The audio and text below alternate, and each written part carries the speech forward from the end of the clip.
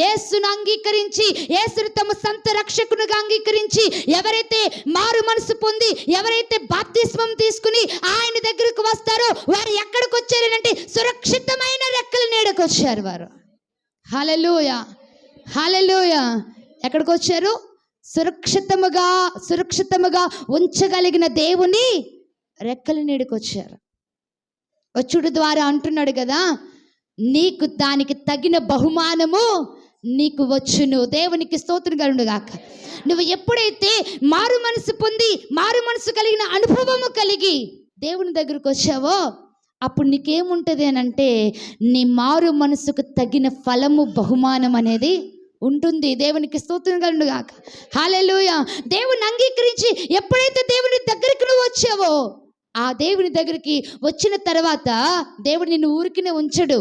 దాని తగిన బహుమానంతో ఆయన నిన్ను నింపుతాడు.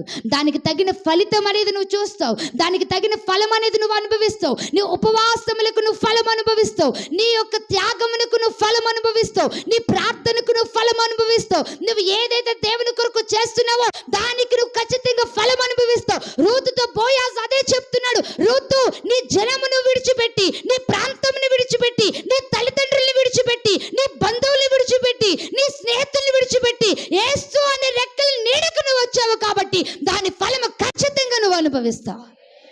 హల్లెలూయా, హల్లెలూయా.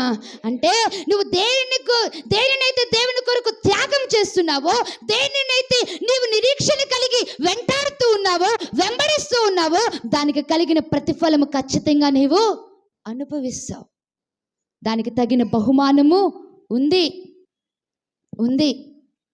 అందుకు ఆయన రెక్కల నీడలో మనము ఉండాలి ప్రియులారా. దేవునికి స్తోత్రం కలుగును గాక. ఆయన రెక్కల నీడలో ఉంటే ఫలము పొందుతావు, బహుమానము పొందుతావు. దేవునికి స్తోత్రం కలుగును గాక.